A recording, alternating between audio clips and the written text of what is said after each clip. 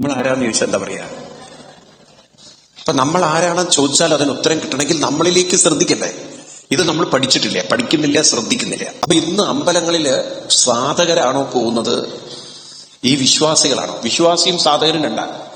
വിശ്വാസി എന്നത് അർത്ഥാർത്ഥിയും ആർത്തനുമായിരിക്കും. അവര് വിശ്വാസിയാണ്, അവര് പ്രാർത്ഥിക്കാൻ പോകുന്നവരാണ്. ആര്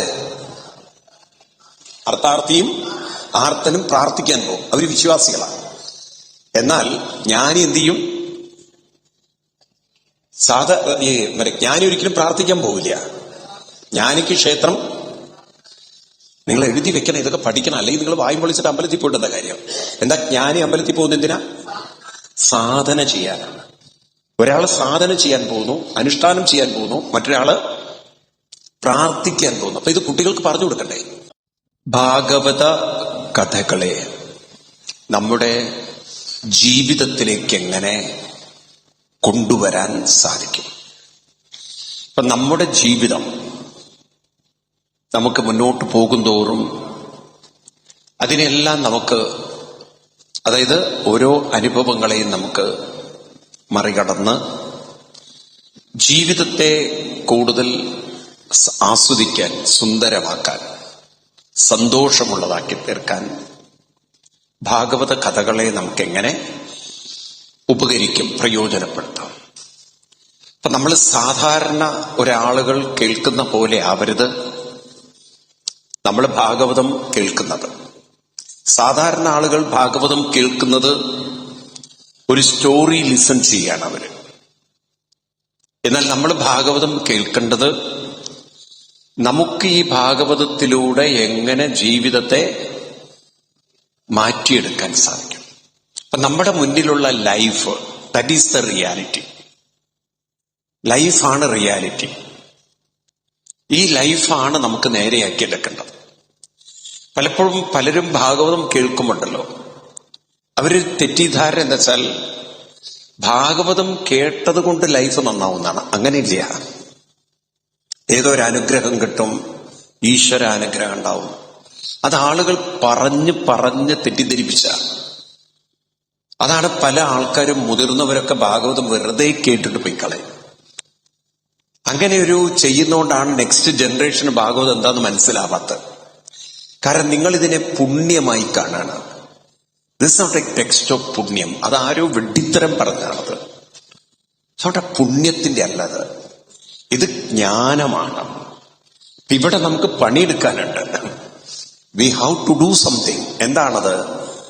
ഭാഗവതം കേൾക്കുന്നതിന് മുമ്പ് ആദ്യം നമ്മളെ കുറിച്ചറിയണം. ആരെക്കുറിച്ച് അറിയണം? അപ്പൊ നമ്മളെ കുറിച്ചറിയാതെ, അതായത് നമ്മളെക്കുറിച്ച് അറിയുന്നതിനെയാണ് ഋഷിവര്യന്മാര് ആത്മജ്ഞാനം എന്നൊരു വാക്കുപയോഗിക്കുക. എന്താണ് ആത്മജ്ഞാനം? നമ്മളെക്കുറിച്ചറിയാതെ നിങ്ങൾ ഭാഗവതം കേട്ടിട്ട് എന്താ കാര്യം? അവനവനെ കുറിച്ചറിയണം, എങ്കിലേ ഭാഗവത്തെ ശരിക്കും പ്രയോജനപ്പെടുകയുള്ളൂ. അപ്പൊ നമ്മൾ ആരാണ് എന്ന ചോദ്യത്തിന് ഉത്തരം നമുക്കുണ്ടാവണം. അപ്പൊ നിങ്ങളോട് ചോദിക്കുക, നിങ്ങൾ ആരാന്ന് ചോദിച്ചു കഴിഞ്ഞാൽ എന്താ ഉത്തരം പറയാ?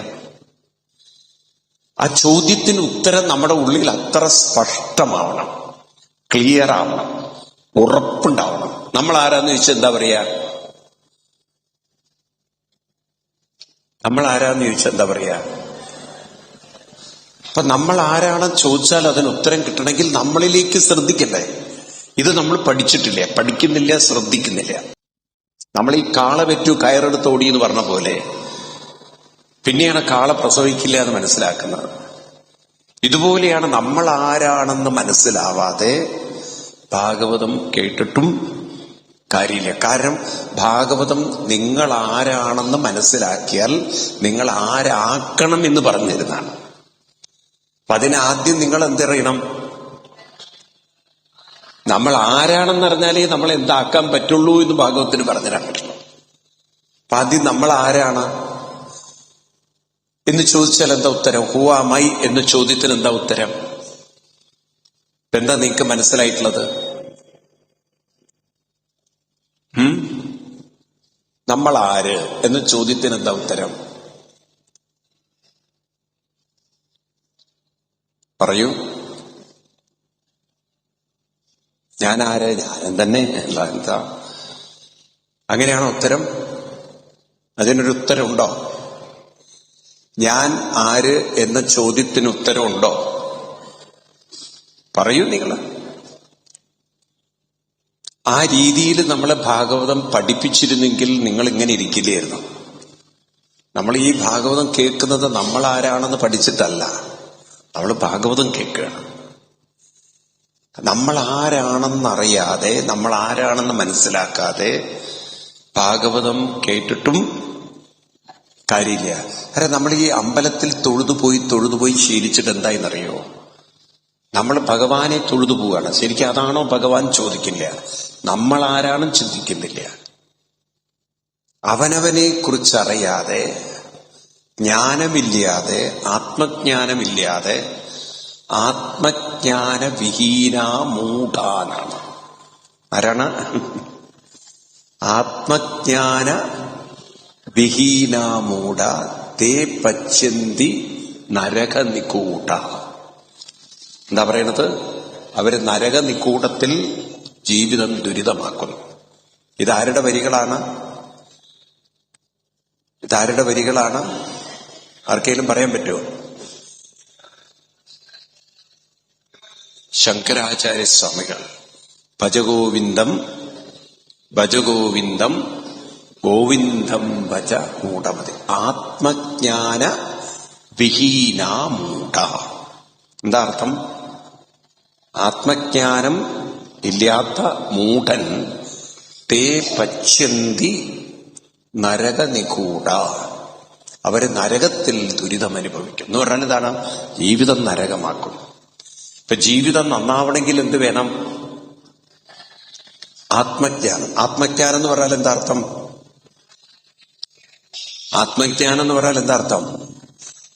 അവനവനെ കുറിച്ച് അറിവുണ്ടാവും. അപ്പൊ അവനവൻ ആരാണ് എന്ന ചോദ്യത്തിന് ഉത്തരം നിങ്ങൾ തരണം, എന്നിട്ട് വേണം എനിക്ക് പറയാൻ. നിങ്ങളിത് എഴുതി വെക്കൂ. ഇതെഴുതി വെക്കും ഞാൻ പറയണത്. അല്ലെങ്കിൽ നിങ്ങളുടെ മനസ്സിൽ ആ ചോദ്യത്തിന് ഉത്തരം കണ്ടെത്തണം. എന്താണ് ആത്മജ്ഞാനം? എന്താണ് ആത്മജ്ഞാനം? ഇത് പഠിക്കണം. നിങ്ങൾ വീട്ടിൽ പോയിട്ട് ഇതിന് ഉത്തരം കണ്ടെത്തണം. നിങ്ങൾ വീട്ടിൽ പോയിട്ടല്ല, നമ്മൾ ആര് എന്ന ചോദ്യത്തിന് എന്താ ഉത്തരം? നമ്മൾ ആരാന്നാ പറയപ്പോ നിങ്ങള്? ആരാണ്?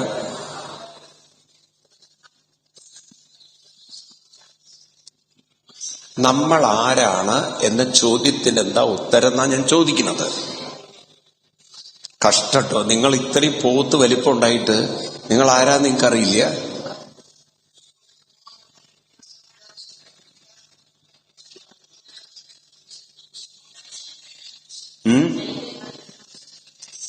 ഞാൻ വലിയ അപകടം പിടിച്ച ചോദ്യമൊന്നും ചോദിച്ചിട്ടില്ല. നിങ്ങൾ ആരാണെന്നാ ചോദിച്ചത്.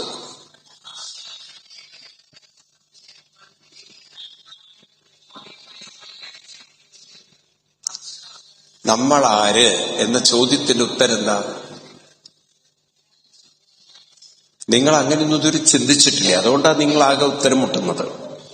നിങ്ങൾ ഭാഗവതം കേട്ടിട്ട് പോവാ, എന്തത് കാട്ടുപോത്ത് കേൾക്കുന്ന പോലെ ഉണ്ടാവും. വെറുതെ ഭാഗവതം കേട്ടിട്ട് എന്താ കാര്യം? ശരിക്കും ഭാഗവതം കേൾക്കില്ല, ഭാഗവതം പഠിക്കണം. അതിന് അവനവൻ ആരാണെന്ന് അറിയണം. ആരാണ് ഞാൻ?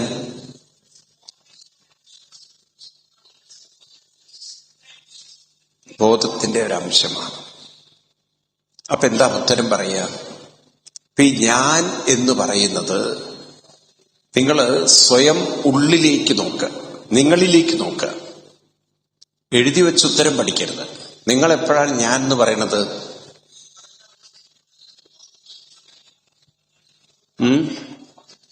ഉണർന്ന ശേഷം. ഉണർന്നതിന് ശേഷമാണ്. അപ്പൊ നിങ്ങൾക്ക് ബോധം വരുന്നു, നിങ്ങളുടെ മനസ്സിന് ബോധം വരുന്നു. അപ്പോഴാണ് നിങ്ങൾ എന്ത് പറയണത്? ഞാൻ എന്ന് പറയണത്. അപ്പൊ എന്താണ് നിങ്ങൾ ആരാന്ന് ചോദിച്ചത്? എന്താ ഉത്തരം? നിങ്ങൾ ബോധം മാത്രാണോ?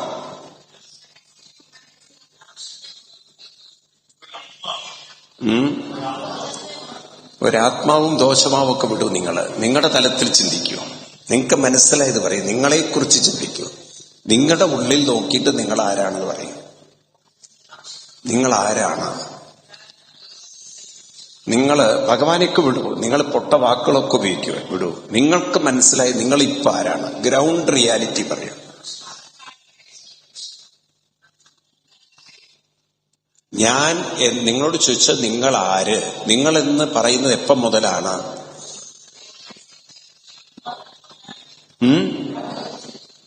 നിങ്ങൾ സ്വയം നിങ്ങളോട് ചോദിക്കും, നിങ്ങൾ എപ്പോഴാ ഞാൻ എന്ന് പറയുന്നത്? രാത്രി ഉറക്കത്തിൽ നിങ്ങൾ ഞാൻ എന്ന് പറയുന്നുണ്ടോ? മനസ്സുണരുമ്പോൾ. അതായത് ഒരു ബോധ മനസ്സ് ആണ് ഞാൻ എന്ന് പറയുന്നത്. ആരാണ് നിങ്ങൾ? ഞാനൊരു ബോധ മനസ്സാണ്. നിങ്ങൾക്ക് അല്ലാതെ പറയാൻ പറ്റുമോ? നിങ്ങൾ എന്ന് പറയുന്നത് ഒരു ബോധ മനസ്സാണ്. ആണോ? കാരണം എന്താണ് പറയാൻ കാരണം? വേണ്ട, ഒന്നുകൂടി ചിന്തിക്കുക. ആ ബോധ മനസ്സ് മാറ്റിക്കഴിഞ്ഞാലോ? ആ ബോധ മനസ്സ് കെട്ടടങ്ങിയാലോ? രാത്രി ബോധ മനസ്സ് കെട്ടടങ്ങിയാലോ? അപ്പൊ എന്തു പറയില്ല? ഞാൻ എന്ന് പറയില്ല. അപ്പൊ നിങ്ങൾ ആരാണ്? ഒരു ബോധ മനസ്സാണ്. ഒരു ബോധമുള്ള മനസ്സാണ് ആര്? ഞാൻ. അത് എക്സ്പ്രസ് ചെയ്യാനുള്ളൊരു ഉപാധിയാണ് ശരീരം. അല്ലേ? അങ്ങനെയല്ലേ? ഞാൻ പറയുന്നത് ശരിയാണോ? പ്രാക്ടിക്കലി ചിന്തിക്കും നിങ്ങൾ, അല്ലാതെ പുസ്തകം നോക്കി പഠിക്കണ്ട. ഞാനെന്ന് പറയുന്നത് ഒരു ബോധ മനസ്സ്. ഇനി നിങ്ങൾ ആരാണ് ശരിക്കും എന്നൊരു ചോദ്യം ചോദിക്കുകയാണ്. അപ്പൊ നിങ്ങൾ ശരിക്കും ആരാണെന്ന് ചോദിച്ചു കഴിഞ്ഞാൽ, ഈ ബോധമനസ്സ് ഉണരണമെങ്കിൽ ഈ ബോധമനസ്സ് എവിടെ നിന്ന് ഉണർന്നു? താനെ ഉണരുമോ? ഈ ബോധമനസ്സ് എവിടെ നിന്ന് ഉണർന്നു വന്നു?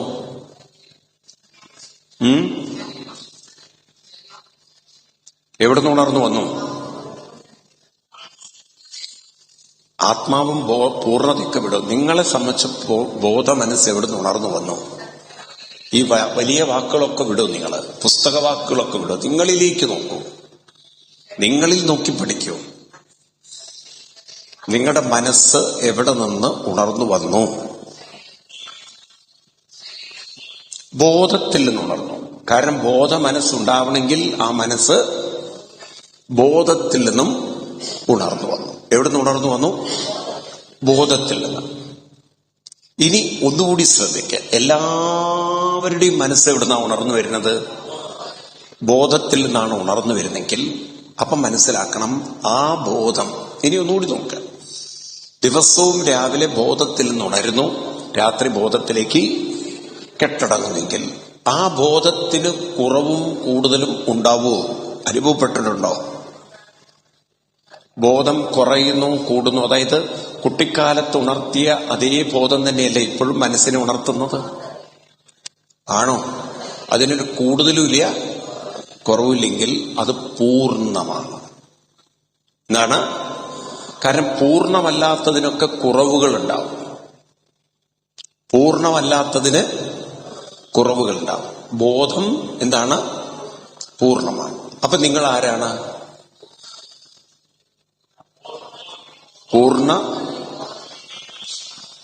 നിങ്ങൾ പൂർണ്ണ ബോധമായി കഴിഞ്ഞോ? അപ്പൊ നിങ്ങൾ ആരാണ്? നിങ്ങളത് ശ്രദ്ധിക്കില്ല. നിങ്ങൾ ആരാണ്? ശരിക്കും ആരാണ്? നിങ്ങൾ ബോധമനസ്സാണെന്ന് പറഞ്ഞു. ഇനി നിങ്ങൾ ശരിക്കും ആരാണ്? ഈ ബോധമനസ്സാണ് നിങ്ങളെന്ന് പറയണമെങ്കിൽ ഈ ബോധമനസ്സ് ഉണർന്നു വരണ്ടേ? ബോധത്താൽ ഉണർത്തപ്പെട്ട ബോധമനസ്സാണ് ഞാൻ. അതാണ് നിങ്ങൾ.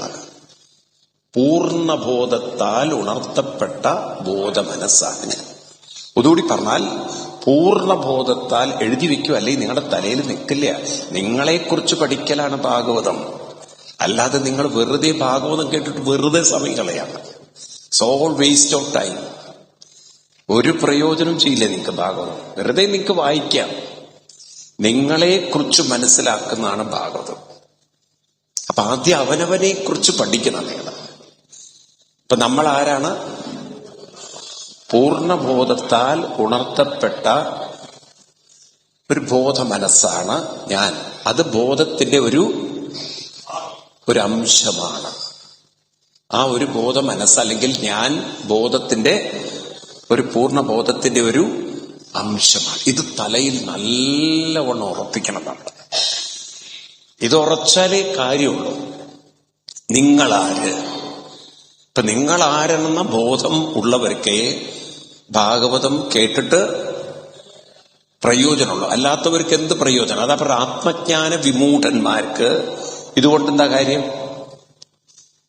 ഇതുകൊണ്ട് യാതൊരു കാര്യമില്ല. മനസ്സിലായില്ലേ? ഗീതയില് 15-ാം അധ്യായത്തിൽ 10-ാം ശ്ലോകത്തിൽ പറയും, വെറുതെ ഭാഗവതം കേൾക്കരുത്. അതൊക്കെ കേട്ടിട്ട് വലിയ കാര്യമൊന്നുമില്ല. വെറുതെ അമ്പലത്തിൽ പോയി തൊഴുതിട്ട് എന്താ കാര്യം? എനിക്കറിയില്ല എന്താ കാര്യം. വെറുതെ ടൈം പാസ് ചെയ്യാന്നല്ലാതെ. ഇതൊക്കെ അറിഞ്ഞിട്ട് നിങ്ങൾ ചെയ്തു നോക്കൂ, നിങ്ങൾക്കത് വലിയ പ്രയോജനം ചെയ്യും. വെറുതെ അമ്പലത്തിൽ പോയി തൊഴുതത് കൊണ്ടോ വെറുതെ ഭാഗവതം പഠിച്ചതുകൊണ്ടൊന്നും ഒരു പ്രയോജനമില്ല. മനസ്സിലായില്ലേ? ഇപ്പൊ ഇന്നത്തെ പേപ്പറിൽ എന്താ ന്യൂസ് എന്നറിയോ? ശബരിമലയില് 40 കൊല്ലം അയ്യപ്പനെ പൂജിച്ച തന്ത്രി അവിടെ നിന്ന് ഒഴിവാക്കുകയാണ്. അപ്പൊ ആലോചിച്ചു, അയാളെ പൂജിച്ച് അവസാനം എന്തുണ്ടായി? ഇനി അയാൾക്ക് അവിടെ കയറാൻ പറ്റാത്ത അവസ്ഥയ്ക്ക്. അപ്പൊ ഇയാൾ ഇത്രയും കാലം പൂജിച്ചിട്ട് എന്താ കിട്ടിയത്? അയാൾക്ക് കിട്ടിയത്? അപ്പൊ ഒരു പൂജ ചെയ്ത തന്ത്രിയുടെ അവസ്ഥ ഇതാണെങ്കിൽ വെറുതെ തൊഴുതു പോകുന്നവന്റെ അവസ്ഥ എന്താണ്? ഇപ്പൊ വെറുതെ ഇത് മനസ്സിലാക്കിയത് കൊണ്ട് ഒരു പ്രയോജനമില്ല. അതാണ് അദ്ദേഹം പറഞ്ഞ ശങ്കരാചാര്യര്, ആത്മജ്ഞാന വിമൂഢ തേ പശ്യന്തി നരക നിക്കൂട. ഇത് മറക്കരുത്. നിൽക്കട്ടെ, നമുക്ക് 15-ൽ 10 എടുക്കാം. എന്താണ്? ഉത്ക്രാമന്തം സ്ഥിതം വാപി ഭുഞ്ജാനം വാ ഗുണാന്വിതം വിമൂഢ ന അനുപശ്യന്തി പശ്യന്തി ജ്ഞാനചക്ഷുഷ. അതായത് ഉത്ക്രമിക്കുക ഉണർന്നു വരികയാണ്. ഉത്ക്രമിക്കുക പറഞ്ഞാൽ ഉദ്ഭവിക്കുക. ഇപ്പൊ രാവിലെ ഉണർന്നു വരുന്ന സ്ഥിതം ചെയ്യുന്ന, ഭുഞ്ജാനം പല അനുഭവങ്ങളും ഭുജിക്കുന്ന ഈ മനസ്സിനെ ഗുണാന്വിതമായിരിക്കുന്ന മനസ്സിനെ വിമൂഢ ന അനുപശ്യന്തി. വിമൂഢന്മാരൊരിക്കലും അറിയുന്നില്ല, എന്നാൽ പശ്യന്തി കാണുന്നു, അറിയുന്നു. ആര്? ജ്ഞാനചക്ഷുഷ. അപ്പൊ നമുക്ക് എന്തു വേണം? അതാണ് ആത്മജ്ഞാനം എന്ന് പറയുന്നത്. ആത്മജ്ഞാനം ഉണ്ടാവണം. അവനവനെ കുറിച്ച് അവനവന് അറിയണം. നിങ്ങളാര്? അപ്പൊ നിങ്ങളാരാണ്? പൂർണ്ണബോധത്തിൽ നിന്നും ഉണർത്തപ്പെട്ട ബോധ മനസ്സാണ്. ആ ബോധ മനസ്സ് ആ പൂർണ്ണബോധത്തിന്റെ ഒരു അംശമാണ്. ഇത്രയും നിങ്ങളുടെ ഉള്ളിൽ ഒരു ക്ലാരിറ്റി ഉണ്ടാണ്. Who am I? ഇതെന്തിനാണ് ഈ ചോദ്യം ചോദിച്ചതെന്ന് വെച്ചാൽ, പലരും ഇത് മനസ്സിലാക്കാത്തത് കൊണ്ട് മനസ്സിലാക്കുന്നത്, നിങ്ങൾക്കൊക്കെ ഉള്ളിൽ നിങ്ങൾ ആരാണെന്നുള്ള ചോദ്യത്തിന് ഉത്തരവുണ്ട്. Everyone has that answer. ആർക്കും ഉത്തരമില്ലാത്തതില്ല. എന്താ ഉത്തരം എന്നറിയോ? ഞാൻ ഒരുപാട് പ്രശ്നമുള്ളൊരു വ്യക്തിയാണ്. നിങ്ങൾ നോക്കൂ, ക്യാൻസർ ഇത്തിരിയൊക്കെ സ്പ്രെഡ് ചെയ്ത് ക്യാൻസർ പ്രശ്നങ്ങൾ അനുഭവിക്കുന്ന ഒരാളോട് ചോദിച്ചു, നിങ്ങൾ ആരാണ്? ഞാനൊരു ക്യാൻസർ രോഗിയാണ്. പറയൂ ഇല്ലയോ? സത്യം പറയൂ ഇല്ലയോ? പറയൂ. ഇനി അതല്ല, കുറച്ച് സിവിയർ വേറെ പ്രശ്നങ്ങളുണ്ട്, കുറച്ചുള്ളിൽ ഇന്റേണലി നല്ല പ്രശ്നം ഉണ്ടെങ്കിൽ ആളെന്താ പറയാ? ഞാനൊരു പേഷ്യന്റാണ്. എന്താണ്? അങ്ങനെ പറയുന്നവരുണ്ടോ? ഉണ്ടോ ഇല്ലയോ? ഇനി ഒരു ഫാമിലിയിൽ ഒരുപാട് പ്രശ്നങ്ങള്, അങ്ങനെയുള്ളവരോട് ചോദിച്ചോക്കൂ, നിങ്ങൾ ആരാണ്? ഒരുപാട് ഫാമിലി ഇഷ്യൂ ഉള്ള ഒരാളാണ്. പറയൂ. ഒരു സ്ത്രീ ഭർത്താവ് മരിച്ചുപോയാൽ എന്താ പറയാ? ഹസ്ബൻഡ് ഇല്ലാത്തൊരു സ്ത്രീയാണ്. പറയൂ. ഉണ്ടോ ഇല്ലയോ? പറയൂ. എന്താ ഒന്നും മിണ്ടാത്തത്? നിങ്ങള് പറയും. അപ്പൊ നമ്മളെ കുറിച്ച് എന്താണ് നമ്മൾ വെച്ചിരിക്കുന്നത്? കുറെ പ്രോബ്ലങ്ങളുള്ള, രോഗങ്ങളുള്ള, കുറെ കുറവുകളുള്ള ഒരാളായിട്ടാണ് നമ്മൾ വെച്ചിരിക്കുന്നത്. എന്നാൽ ഈ കുറവുകളും മറ്റുമൊക്കെ ഏത് തലത്തിലേ ഉള്ളൂ? ബാഹ്യതലത്തിലാണ്, നമ്മൾ അറിയുന്നില്ല. പക്ഷെ അതൊക്കെ നമ്മൾ ഇന്റേണലി എടുത്തു. അതെടുക്കാൻ എന്താ കാരണം? നമ്മൾ ആരാണെന്ന് നമുക്ക് അറിയുന്നില്ല. അപ്പൊ അറിയേണ്ടതുണ്ടോ? എന്തിനാ നമ്മൾ അറിയുന്നത്? നമ്മൾ ആരാണെന്ന് അറിഞ്ഞാലേ നമ്മളെ ആരാണ് ആക്കേണ്ടതെന്ന് നമുക്ക് മനസ്സിലാവുന്നു. അല്ലെ? അങ്ങനെയല്ലേ? നിങ്ങളെ ആരാണ് ആക്കേണ്ടതെന്ന്. ഇപ്പൊ പലരും അവരുടെ ജീവിതത്തിൽ ക്ഷേത്രത്തിൽ പോകുന്നതും തൊഴുന്നതും പ്രാർത്ഥിക്കുന്നതൊക്കെ എന്തിനാണെന്നറിയോ? ഓൾറെഡി അവരുടെ ഉള്ളിൽ ഉറപ്പിച്ചിട്ട് എനിക്കൊരുപാട് പ്രോബ്ലം ഉണ്ട്, ഞാനൊരു പ്രോബ്ലക്കാരനാണ് ഭഗവാനെ, എനിക്കൊരുപാട് പ്രശ്നങ്ങളുണ്ട്, എനിക്കൊരുപാട് ബുദ്ധിമുട്ടുണ്ട്. ഭഗവാൻ എന്ത് ചെയ്തു തരണം? അതൊക്കെ ഒന്ന് മാറ്റിത്തരണം. അപ്പൊ ഇവരുടെ വിചാരം എന്താണ്? ദൈവം അവരുടെ പ്രശ്നം പരിഹരിക്കുന്ന ആളും ഇവര് കൂടെ വന്നില്ല. ഇവര് ആരാണ്? പ്രശ്നമുള്ളവരാണ്. ദൈവം ആരാണ്? പ്രശ്നം പരിഹരിക്കുന്ന ആളാണ്. അങ്ങനെയാണോ കുറെ പേരെങ്കിലും അമ്പലത്തിൽ പോകുന്നത്? സത്യം പറയൂ, ആണോ? ശരിയല്ലേ ഇത്?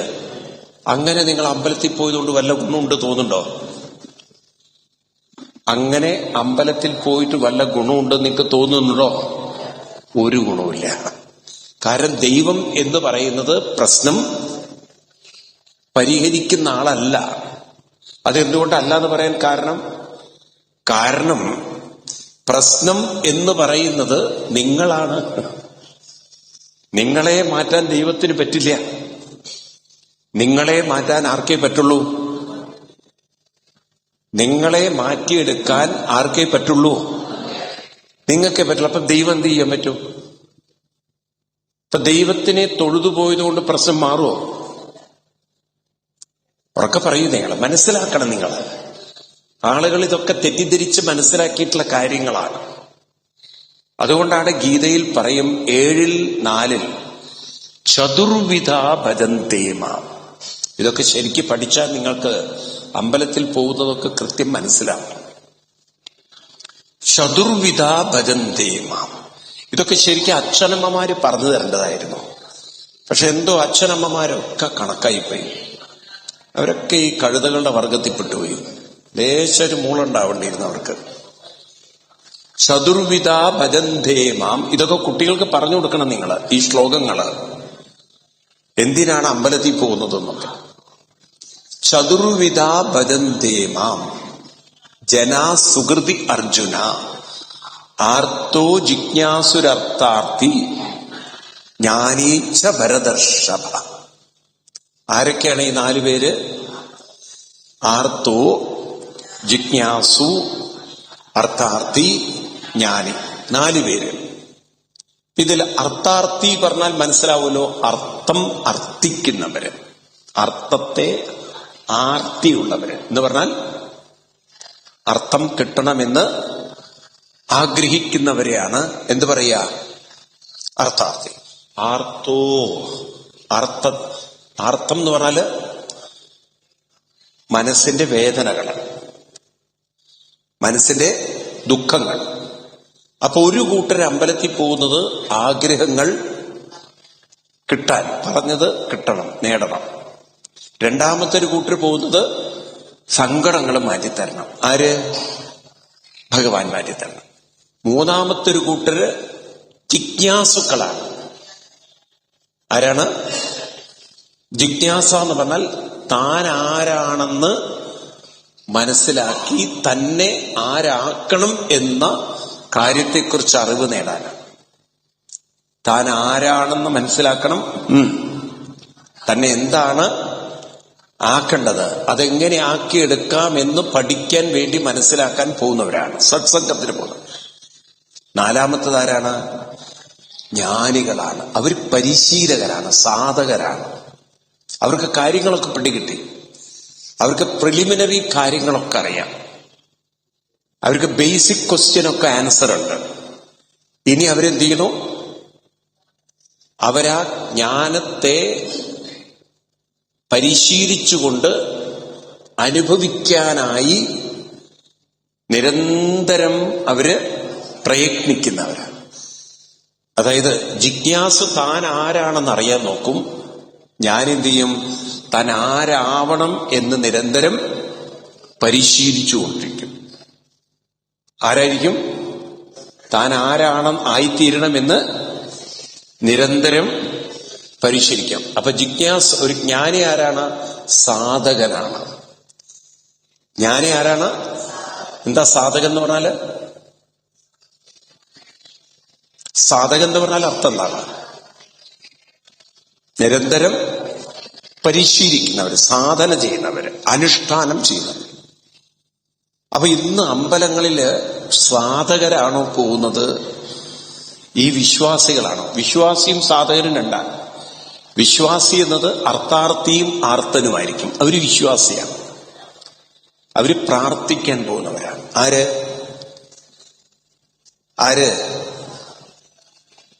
അർത്ഥാർത്ഥിയും ആർത്തനും പ്രാർത്ഥിക്കാൻ പോകും, അവര് വിശ്വാസികളാണ്.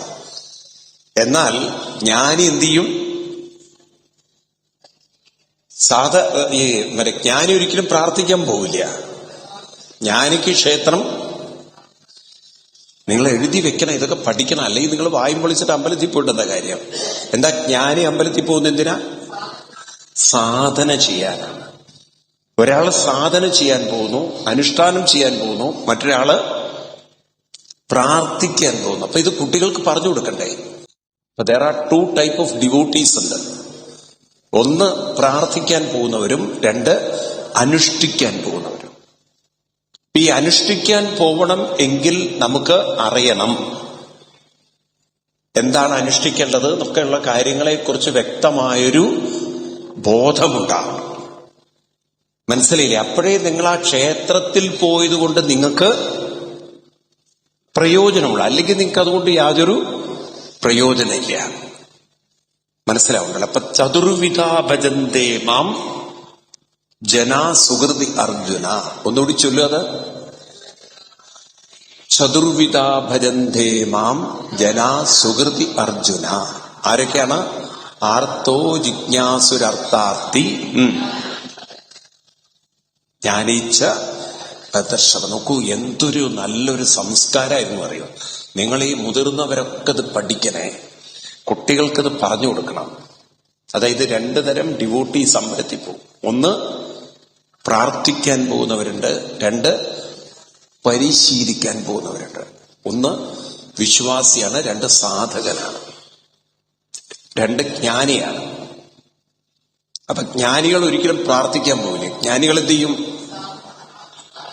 അവർക്ക് ക്ഷേത്രം എന്ന് പറയുന്നത് സാധനയാണ്. ഏതാ സാധന എന്നൊക്കെ ഇന്നലെ നമ്മൾ പറഞ്ഞു. ഏതൊക്കെയാണ്?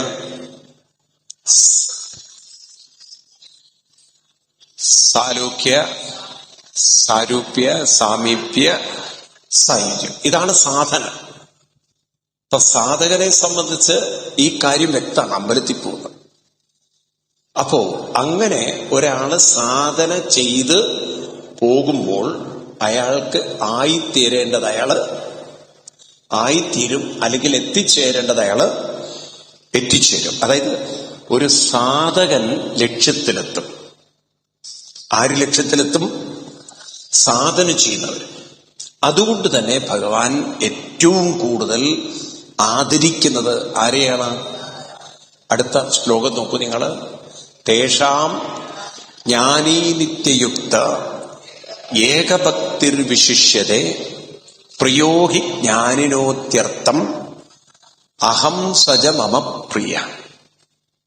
ഭഗവാൻ ഒരിക്കലും പറഞ്ഞിട്ടില്ല എനിക്ക് പ്രാർത്ഥിക്കുന്നവന് ഇഷ്ടമാണെന്ന്. നിങ്ങൾ ആലോചിച്ചു, ഇത്ര ഒരു അധപ്പതനും ഹിന്ദുമതത്തിന് വരുത്തിയത് നമ്മളല്ലേ. പ്രാർത്ഥിക്കാൻ പോകുന്നവരെ എവിടെയാ ഭഗവാൻ ഇഷ്ടമാണെന്ന് പറഞ്ഞത്? ആ ശ്ലോകത്തിന് അർത്ഥം നോക്കൂ. തേഷാം, എമംഗ് ദീസ്, ഈ പറഞ്ഞ ഭക്തരിൽ, ജ്ഞാനീ നിത്യയുക്ത. ആരാണ് നിത്യയുക്തൻ? നിത്യയുക്തൻ എന്ന് പറഞ്ഞാൽ ശ്രേഷ്ഠനായിട്ടുള്ള ഭക്തൻ ആരാണ്? ജ്ഞാനിയാണ്. അഹം സജ മമ പ്രിയ. എനിക്ക് ആരെയാണ് പ്രിയം? എനിക്ക് ആരെയാണ് പ്രിയം എന്ന് വെച്ചാൽ സാധന ചെയ്യുന്നവരെയാണ് എനിക്ക് പ്രിയം. ആരെയല്ല? പ്രാർത്ഥിക്കുന്നവരെയല്ല. അപ്പൊ നോക്കൂ നിങ്ങൾ, ഭഗവാൻ ഇഷ്ടമില്ലാത്ത ഭക്തിയാണ് പലരും അമ്പലത്തിൽ കൊണ്ട് നടക്കുന്നത്. ഭഗവാൻ പ്രാർത്ഥിക്കാൻ പറഞ്ഞിട്ടില്ല, അതാരോ തെറ്റ് പഠിപ്പിച്ച് നമ്മുടെ തലയിൽ വെച്ചിരിക്കുക. അപ്പൊ വി ഷുഡ് നോ, ഒരു ടെമ്പിൾ എന്തിനാണ്, ഒരു ക്ഷേത്രം എന്തിനാണ്? ഒരു സാധനാനുഷ്ഠാന കേന്ദ്രമാണ് ക്ഷേത്രം. എന്താണ് ക്ഷേത്രം? ഇത് കുട്ടികൾക്ക് പറഞ്ഞു കൊടുക്കണം. അപ്പൊ എന്താണ് സാധന എന്ന് പറഞ്ഞാൽ? എന്തിനാണ് സാധനയിലേക്ക് അവിടെ എത്തട്ടെ. എന്തിനാണ് നമ്മൾ സാധന ചെയ്യുന്നത്?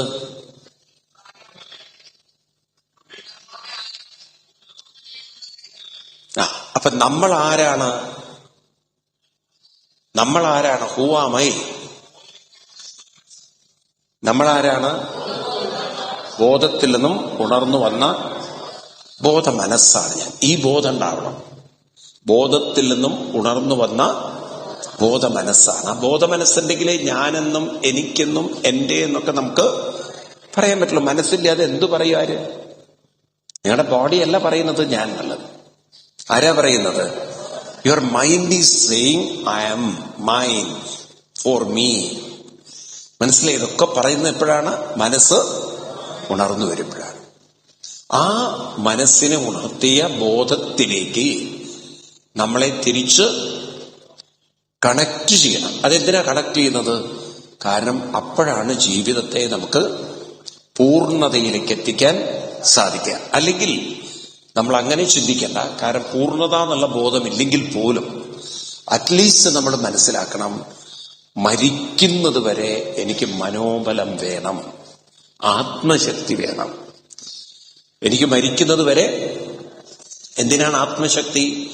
കാരണം ജീവിതം എന്ന് പറയുന്നത് അനുകൂലവും പ്രതികൂലവും വരും. എന്നും അനുകൂലമായത് വരും എന്നത് പ്രതീക്ഷിക്കുന്നതേ തെറ്റാണ്.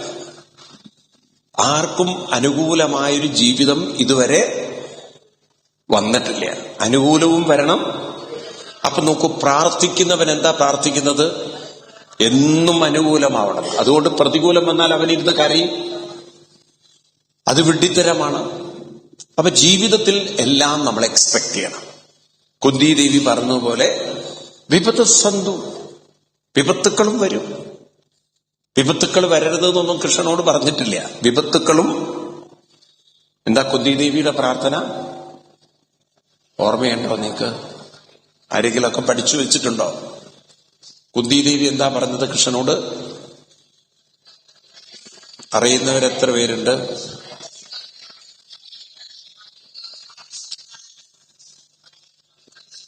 ദുഃഖം തരണേന്നാണോ പറഞ്ഞത്? അയ്യോ, നിങ്ങൾ കുറെ തെറ്റു പഠിച്ചു വെച്ചിട്ടുണ്ട്. ആരാ നിങ്ങളുടെ തലയിൽ ഇതൊക്കെ കയറ്റി വെച്ചത്? എനിക്കറിയില്ല. കുറെ വിഡ്ഢിത്തരങ്ങൾ നിങ്ങളൊക്കെ തലയിൽ വെച്ചിട്ടുണ്ട്. എന്താ കുന്തിദേവി ശരിക്കും പ്രാർത്ഥിച്ചത്? കുന്തി സ്തുതിയിൽ ആർക്കാ പറയാൻ പറ്റിയ? വ്യക്തതയോടെ കൂടെ പറയാൻ പറ്റുന്നവര്? പിറുപിറുക്കരുത്, വ്യക്തതയോടെ പറയണം.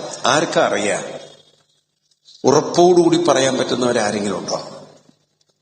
കുന്തിദേവി ഇതാണ് പറഞ്ഞത്. ആ ശ്ലോകം അറിയുന്നവരെത്ര പേരുണ്ട്? ഞാൻ ചോദിച്ച ചോദ്യത്തിന്റെ ഉത്തരമല്ല. എന്താ ശ്ലോകം? അറിയുന്നവരെത്രയുണ്ട്? നിങ്ങൾ ഈ ഭാഗവതത്തിന് കയ്യിൽ കുത്തി ഇനി നടക്കരുതേ. ഒന്നുകിൽ പഠിക്കുക, അല്ലെങ്കിൽ വീട്ടിൽ അടച്ചു വെക്കുക. വെറുതെ ഇതിന്റെ പിന്നാലെ നടക്കരുത്. ഒന്നുകിൽ ഇതിനോട് സിൻസിയർ ആവുക, അല്ലെങ്കിൽ പിന്നെ പഠിക്കാതിരിക്കുക. കുറച്ച് സമയം മെനക്കിടുക. എന്താ പറഞ്ഞത്? പോട്ടെ, അതിന്റെ ശ്ലോകം വിട്ടേക്കോ. ശ്ലോകം ഇതാണ്: പിബത സന്തുന ശശ്വത് തത്ര തത്ര ജഗദ്ഗുരു ഭവതോ ദർശനം യസ്യാൽ അപ്പുനർഭവദർശനം. ഇതാണ് ശ്ലോകം. ഇതിന്റെ അർത്ഥം അറിയുന്നവരെത്ര പേരുണ്ട്?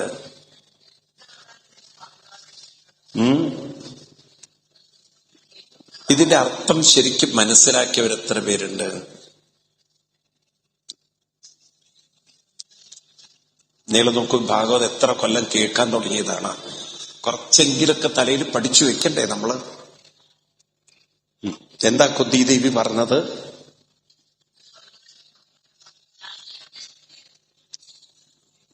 എന്തു വന്നാലും അതൊന്നും കുന്തിദേവി പറഞ്ഞിട്ടില്ല. എന്താ കുന്തിദേവി പറഞ്ഞത്? കഷ്ടം, നിങ്ങൾ പഠിക്കുന്നില്ല. വിപദ സന്തു ശശ്വത, വിപത്തുക്കൾ വന്നുകൊണ്ടിരിക്കട്ടെ. സന്തു എന്ന് പറഞ്ഞാൽ സംഭവിക്കട്ടെ. വിപത്തുക്കൾ സംഭവിച്ചുകൊണ്ടിരിക്കട്ടെ. ശശ്വത് എന്ന് പറഞ്ഞാൽ എപ്പോഴും. എന്താണ്? എപ്പോഴും വിപത്തുക്കൾ സംഭവിച്ചുകൊണ്ടിരിക്കട്ടെ. പക്ഷേ തത്ര ജഗദ്ഗുരോ ദർശനം, ഞാൻ വിപത്തിനെ അല്ല കാണുന്നത്, ഭവതോ ദർശനം. എനിക്ക് ആരുടെ ദർശനമുണ്ട്? ആ ദർശനം എന്നും എന്നും എന്റെ ഉള്ളിൽ നിലനിൽക്കട്ടെ ഭഗവാനെ. ഏത് നിലനിൽക്കട്ടെ? ഏത് വിപത്തുക്കൾ വന്നുകൊണ്ടേയിരുന്നോട്ടെ, പക്ഷെ അതിലൊക്കെ ഞാൻ ഭഗവാന്റെ ദർശനം എനിക്കുണ്ട്. ഭവതോ ദർശനം, അതെന്നും എനിക്ക് സ്യാത്, നിലനിർത്താൻ. ഭവതോ ദർശനം സ്യാത്, എനിക്കെപ്പോഴും ഭഗവാന്റെ ആ ദർശനം നിലനിർത്താൻ സാധിക്കട്ടെ. അപ്പൊ ആര് നിലനിർത്തണം? ആര് നിലനിർത്തണം? ഭഗവാനാണോ നിലനിർത്തേണ്ടത്? ആര് നിലനിർത്തണം? എനിക്ക് നിലനിർത്താൻ അതിനെനിക്ക് സാധിക്കട്ടെ. അപ്പൊ ആ ഒരു ബുദ്ധിയും ആ ഒരു ശക്തിയും എപ്പോഴും എന്റെ ഉള്ളിൽ തോന്നാൻ എന്നെ അനുഗ്രഹിക്കണം. മനസ്സിലാവുണ്ടോ നിങ്ങൾക്ക്? അപ്പം ജീവിതത്തിൽ മരിക്കുന്നതുവരെ എന്ത് വേണം? മനോബലം വേണം.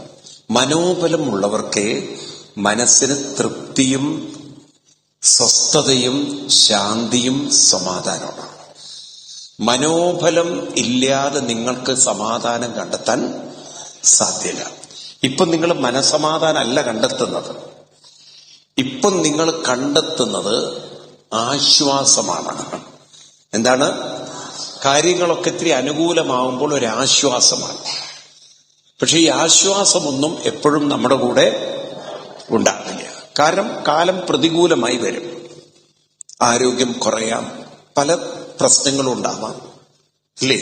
ഓരോ ദിവസവും നമ്മൾ പത്രത്തിൽ കാണുന്നത് മനുഷ്യ ജീവിതത്തെ പുതിയ പുതിയ പ്രശ്നങ്ങൾ നേരിട്ടുകൊണ്ടിരിക്കുകയാണ്. നമുക്കറിയില്ല ഏതൊക്കെ പ്രശ്നങ്ങളാണ് എപ്പോഴൊക്കെയാണ് വരിക എന്നുള്ളത്, ഇല്ലേ? കാലാവസ്ഥ തന്നെ മാറിക്കൊണ്ടിരിക്കുകയാണ്. ഇപ്പൊ നോക്കൂ, തമിഴ്നാട്ടിൽ ചെന്നൈയിൽ ഇത്രയും തണുപ്പ് ഏതെങ്കിലും കാലത്തുണ്ടായിരുന്നോ? ഏതെങ്കിലും കാലത്തുണ്ടായിരുന്നോ? ഉണ്ടോ? അപ്പൊ ഇത്രയും തണുപ്പ് ഇവിടെ വരുന്നുണ്ടെങ്കിൽ അതിനർത്ഥം കാലാവസ്ഥയിൽ എവിടെയോ മാറ്റങ്ങൾ സംഭവിച്ചുകൊണ്ടിരിക്കുകയാണ്. ഇതെവിടെ കൊണ്ടെത്തിക്കും നമുക്ക് ആർക്കും അറിയില്ല. മനസ്സിലായില്ല? ഇപ്രാവശ്യം അമേരിക്കയില് എന്തൊരു ഡേഞ്ചറസ് തണുപ്പും കാറ്റുമൊക്കെയാണ് അടിച്ചതെന്ന് അറിയാം. കുറെ ആളുകളെങ്കിലും അവിടുന്ന് പറയാൻ തുടങ്ങി, ദൈവമേ ഇനിയിപ്പോ അവിടുന്നൊക്കെ നാട്ടിൽ തന്നെ പോന്നാ മതിയിരുന്നു. മനസ്സിലായില്ലേ? അവർക്ക് മടുത്തു തുടങ്ങി പലർക്കും. കാരണം മഞ്ഞൊക്കെ വീട്ടിൽ വീണാല്, അമേരിക്കയിൽ എങ്ങനെയാ വെച്ചാല് വീടിന്റെ മുന്നിലൊക്കെ വീണ മഞ്ഞ് അവര് വരെ തന്നെ വൃത്തിയാക്കണം. അവര് ഡ്രൈവേ എന്നൊക്കെ പറയും. കാരണം വീടിന്റെ മുന്നിൽ ഒരാൾ തെന്നി വീണ് എല്ലൊടിഞ്ഞാൽ ആ വീട്ടുകാർ ഫൈനടിക്കണം. അതാണ് അവിടുത്തെ നിയമം. നിങ്ങളുടെ വീടിന്റെ മുന്നിൽ ഒരാൾ തെന്നി വീണാൽ അയാൾക്ക് എല്ലൊക്കെ പൊട്ടിയിട്ടുണ്ടെങ്കിൽ അതിന്റെ മുഴുവൻ കോമ്പൻസേഷൻ ആര് കൊടുക്കണം? അതൊരു ഭാഗത്ത്, അത് വേറൊരു ഭാഗത്ത്. പിന്നെ അവിടെ അവരുടെ മുനിസിപ്പൽ അവരുടെ കോണ്ടികളുണ്ട്, അവരിങ്ങനെ ഇൻസ്പെക്ഷൻ നടത്തും. അതിൽ മഞ്ഞ് വീണ് കിടക്കുന്നത് കണ്ട് നിങ്ങൾ ക്ലീൻ ആക്കിയില്ലെങ്കിൽ അവർക്ക് തോന്നുന്ന ഫൈൻ $200, $300 ഫൈൻ അടിച്ചു കളയും. അപ്പൊ എന്ത് ചെയ്യണം? ആ ഫൈൻ കൊണ്ടുപോയി കെട്ടണം.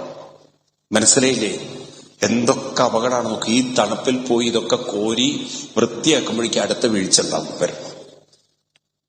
ഇത് കുറെ കഴിഞ്ഞാൽ മടുത്തുപോകും മനുഷ്യന്. മനസ്സിലായില്ലേ? ഈ തരത്തിലൊക്കെയുള്ള കഷ്ടപ്പാടുകളും ബുദ്ധിമുട്ടുകളൊക്കെ അവിടെ ഉള്ളവർക്ക്, അതും ആ ബഫല്ലോ അങ്ങോട്ടൊക്കെ അങ്ങോട്ട് പോകുന്തോറും അതിന്റെ കാഠിന്യം, കാനഡയിലുള്ളവർക്ക് ഇതിന്റെയൊക്കെ കാഠിന്യം ഒന്നുകൂടി കൂടുതലാണ്. കാരണം കുറച്ചുകൂടി നോർത്തിലേക്ക് പോകുന്തോറും തീവ്രത വളരെ കൂടുതലാണ്. അവിടെയൊക്കെ ജീവിക്കുന്നവരെയൊക്കെ സമ്മതിച്ചേ പറ്റുള്ളൂ കഷ്ടപ്പെടാൻ വേണ്ടിയിട്ട്, അല്ലേ? ആണോ അല്ലേ?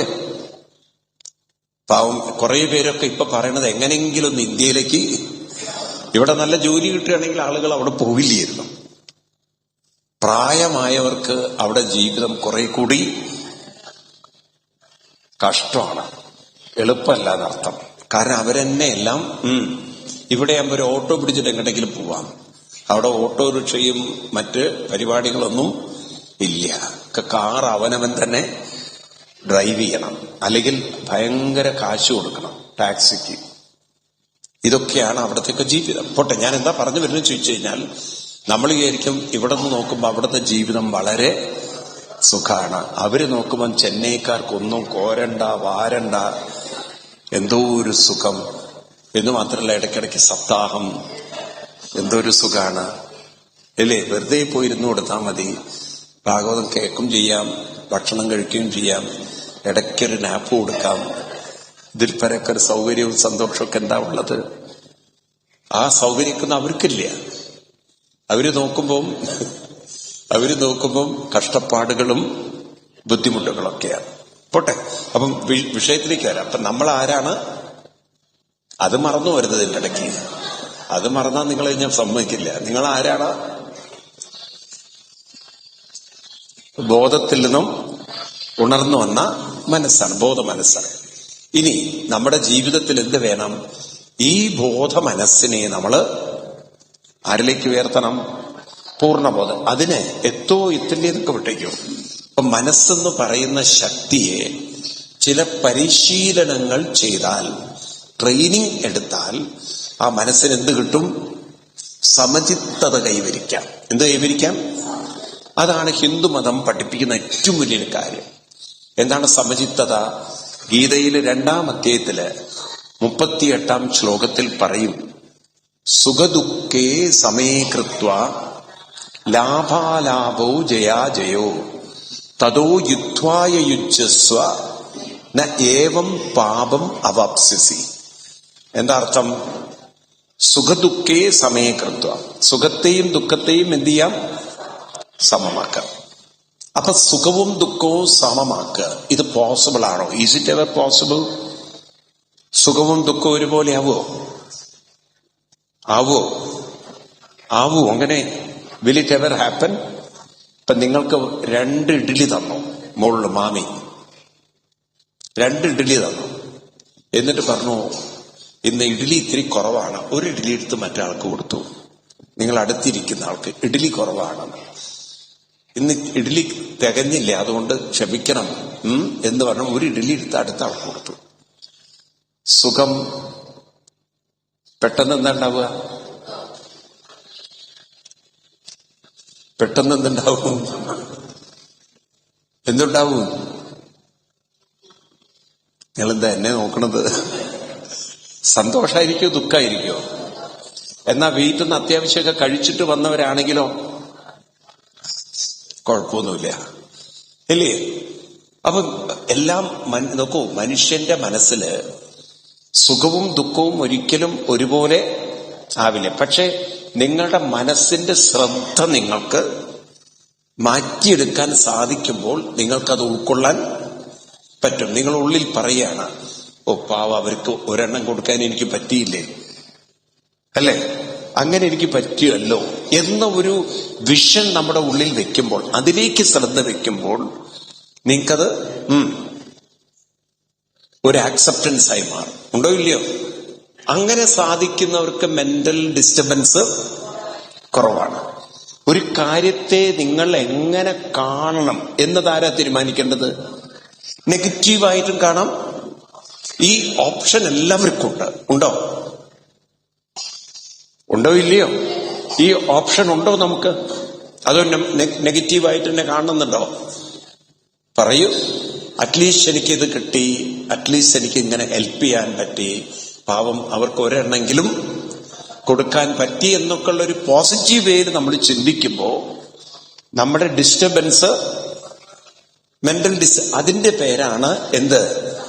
സമചിത്തത. അപ്പൊ സമചിത്തത ഉണ്ടാവണമെങ്കിൽ നമ്മളെ ഡിസ്റ്റർബ് ചെയ്യുന്ന തോട്ട്സിൽ നിന്ന്, ഒരു നെഗറ്റീവ് തോട്ട്സിൽ നിന്നൊരു പോസിറ്റീവ് തോട്ട്സിലേക്ക് നമ്മളെ അങ്ങോട്ട് ഡൈവേർട്ട് ചെയ്യാനുള്ള, പുഷ് ചെയ്യാനുള്ള, ചേഞ്ച് ചെയ്യാനുള്ളൊരു കഴിവ് നിങ്ങൾക്കുണ്ടാവണമെങ്കിൽ അതിന് ചില സാധന നിങ്ങൾ റെഗുലർലി പ്രാക്ടീസ് ചെയ്യണം.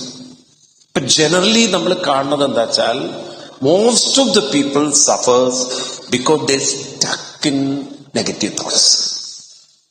അവരതിൽ ഉരുങ്ങിക്കിടക്കും. അവർക്ക് അതിൽ നിന്ന് മൈൻഡിനെ ഒരിക്കലും മാറ്റിയെടുക്കാൻ പറ്റില്ല. I lost my job, I lost my job, I lost my job, I lost my, ഇതെന്നെ പറഞ്ഞുകൊണ്ടിരിക്കും.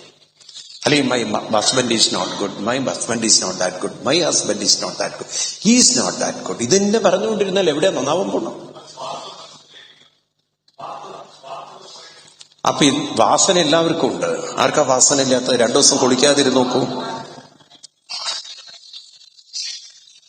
സ്വാർത്ഥത, വാസന ആർക്കാ ഇല്ലാത്തത്? ആർക്കാ ഇല്ലാത്തത്? ആർക്കും ഇല്ലാത്തല്ലേ. നിങ്ങൾ അങ്ങനെ വിചാരിക്കരുത്. Nobody is good, nobody is bad. Every one has good quality and every one has equally bad qualities. ഇല്ല? ഉണ്ടോ? ഇല്ലയോ? ഉണ്ട്. നോക്കൂ, നമ്മുടെ ഉള്ളിൽ ഇപ്പൊ നിങ്ങളുടെ ആരും തപ്പരുത്, കാതിൽ ഒരു സാധനം കാണുന്നില്ല. നോക്കുമ്പോ ഒരു കാതിലേ ഉള്ളൂ, മറ്റേ കാതിലില്ല. നമ്മുടെ തൊട്ടടുത്തിരിക്കുന്ന ആൾ എന്തോ കുനിഞ്ഞെടുക്കുകയും ചെയ്തു. എന്തോ കുനിഞ്ഞെടുത്തു. ഇനി പറയൂ, നിങ്ങള് നെഗറ്റീവ് വരുമോ പോസിറ്റീവ് വരുമോ? സത്യം പറയും. നുണ പറയരുത്.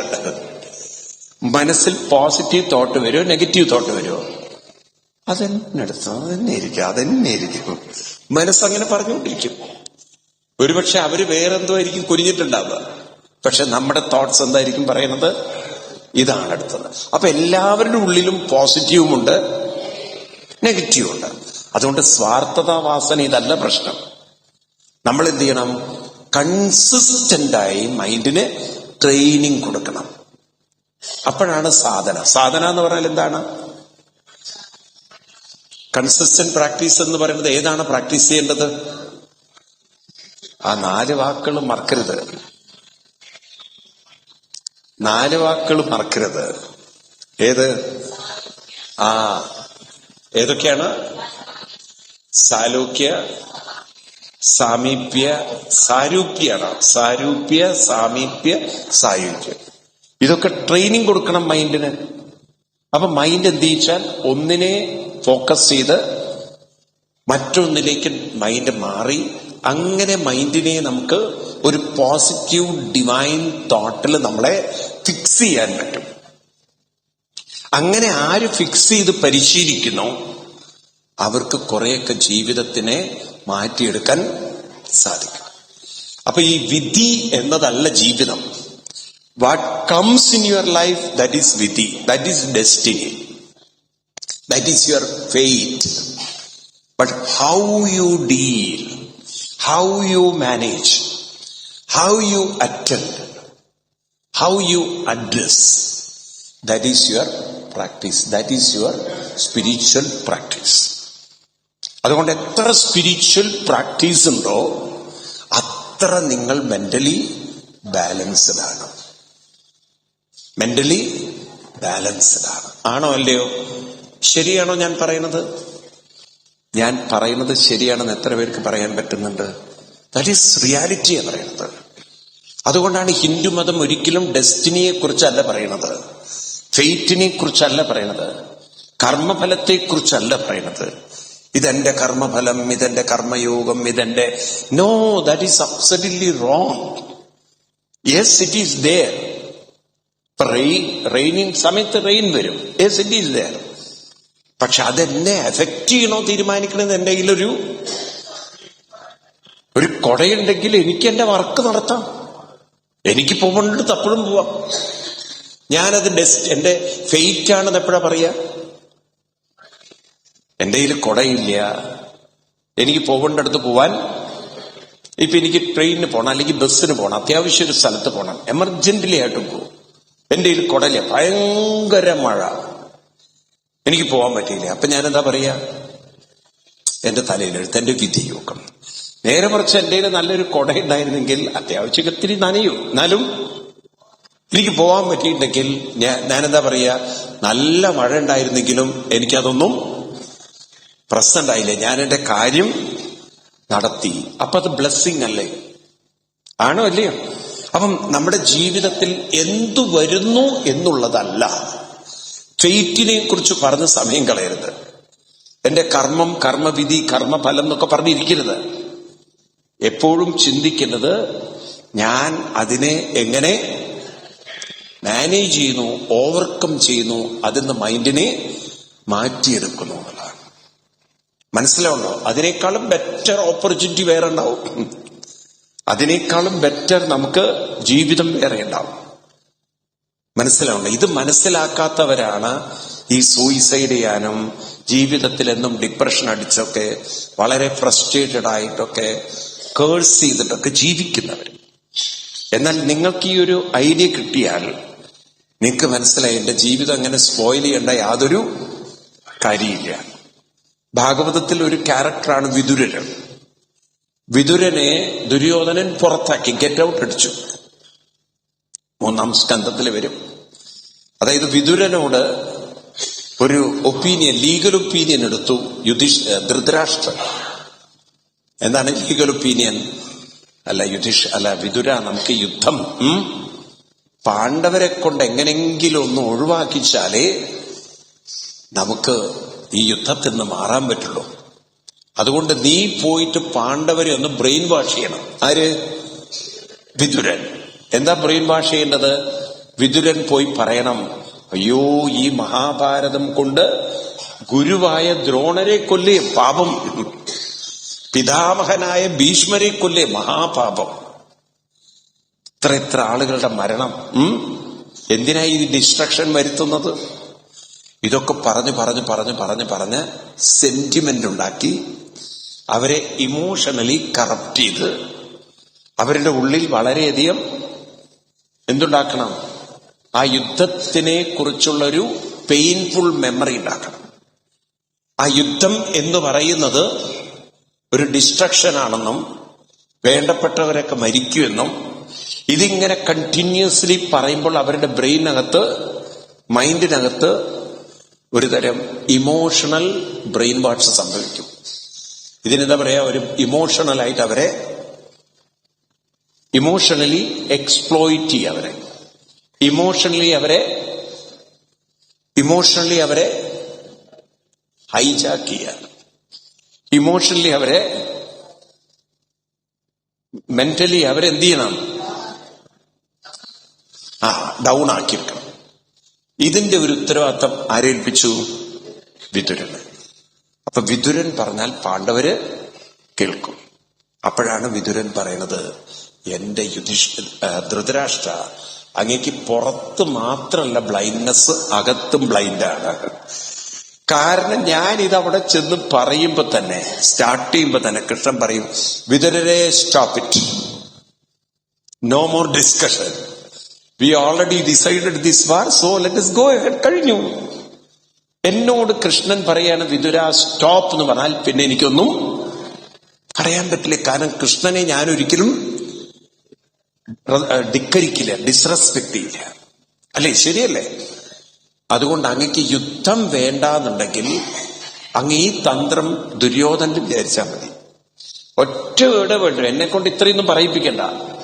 അങ്ങ് ദുര്യോധനന്റെ മുഖത്ത് നോക്കിയിട്ട് ഒറ്റ വേർഡേ പറയണ്ടു. എന്ത്? Duryodhana, come here, get out. ഇത്രയും വേണ്ട. എന്ത് പറയണം? ദുര്യോധനോട് എന്ത് പറയണം? ഗെറ്റ് ഔട്ട് എന്ന് ഒറ്റ വാക്ക് പറയാതെ, get out from my house എന്നൊരൊറ്റ വാക്ക്. ആരോട് പറയണം? മഹാഭാരത യുദ്ധം അവിടെ കഴിഞ്ഞു. പക്ഷെ അത് മാത്രം പറയാനുള്ളൊരു കഴിവ് ആർക്കില്ല? ധൃതരാഷ്ട്രൻ. അപ്പൊ ഇത് കേട്ടു അപ്പുറത്തിരുന്നിട്ട് ദുര്യോധനൻ എന്നെ ഗെറ്റ് ഔട്ട് അടിക്കാനാ പറഞ്ഞോളൂ അച്ഛന്. അവസാനം ആ ദുര്യോധനൻ വന്നിട്ട് വിതുരനോട് പറഞ്ഞു, യു ഗെറ്റ് ഔട്ട് എന്നോ. ഒരു വേർഡും കൂടി ചേർത്തു, dog. You get out dog from this house. ഇനി ഇവിടെ നിൽക്കരുത്. അത് വല്ലാതെ വിതുരനെ അങ്ങോട്ട് വിഷമിപ്പിച്ചില്ല, അത്ഭുതപ്പെടുത്തി. എന്താന്ന് വെച്ചാൽ അച്ഛന്റെ അനുജനായ എന്നെ ഒരു മൃഗത്തിന്റെ പട്ടി എന്നുള്ളൊരു പേര് വിളിച്ചു. ആര്? ദുര്യോധനൻ. ഇത്രയും കാലം ഒരച്ഛന്റെ സ്ഥാനത്ത് നിൽക്കുന്ന എന്നോടാണ് ഈ പറയുന്നത്. പക്ഷെ ധൃതരാഷ്ട്രോട് പറഞ്ഞു, ഐ ആം സോ ഹാപ്പി. കാരണം എനിക്ക് കുറെ കാലമായിട്ടൊരു മോഹം ഉണ്ടായിരുന്നു, തീർത്ഥാടനമൊക്കെ ചെയ്യണമെന്ന്. വൃന്ദാവനത്തിന് പോണം, അവിടെ പോണം, ഇവിടെ പോണം. ഞാൻ കാത്തിരിക്കുകയായിരുന്നു. എന്തായാലും ഇവൻ ഗെറ്റ് ഔട്ട് അടിച്ചുകൊണ്ട് ഞാനൊന്ന് ടൂറൊക്കെ പോയിട്ട് വരാമെന്ന്. നിങ്ങൾ യുദ്ധമൊക്കെ ചെയ്തിട്ടിരിക്കും, ഞാൻ ടൂറൊക്കെ ചെയ്തിട്ട് ഒരു പോക്ക് പോയിട്ടൊക്കെ വരാമെന്ന്. ബായ് ബായ് ബാഗ് എടുത്ത് ഒറ്റിറക്കം. ആര്? വിതുരൻ. ഇത്തമത്യുൽബണ കർണപാണി ഭ്രാതുപുര മർമ്മിത തരടിതോവി സ്വയം ധനുർധാരി നിതായമായം ഗതവ്യതോ യാനൊരു മാനയാന. 3-ാം സ്കന്ധം 1-ാം അധ്യായം 22-ാം ശ്ലോകം. ഇപ്പൊ വേണ്ട, നിങ്ങളതിൽ പുസ്തകം ഉണ്ടാവില്ല, ഫസ്റ്റ് വോളിയാണത്. 3-ാം സ്കന്ധം. എല്ലാവരും തപ്പുമ്പം ഓർമ്മ വേണം ഏത് ബുക്കാ നമ്മുടെ കയ്യിലുള്ളത്. ഇവിടെ പലരും കാള പറ്റൂന്ന് പറയുമ്പോഴേക്ക് കയറെടുക്കാൻ തുടങ്ങി. കാരണം നിങ്ങളുടെ കയ്യിൽ ഫസ്റ്റ് വോളി ഇല്ല എന്ന് എനിക്കറിയാം. എത്ര പേരുടെ കയ്യിൽ ഫസ്റ്റ് വോളി ഇല്ല? ഉണ്ടോ? ഉണ്ട്. ഓക്കെ, അങ്ങനെ ഒരു ശ്ലോകമുണ്ട്. എനിവേ 3-ാം സ്കന്ധം 1-ാം അധ്യായത്തില് അങ്ങനെ ഒരു ശ്ലോകമുണ്ട്. ഇത്തമത്തിൽഭണകർണഭാണി ഭ്രാതുപുരാമർമ്മിത താടിധോവി. കിട്ടിയോ ആർക്കെങ്കിലും?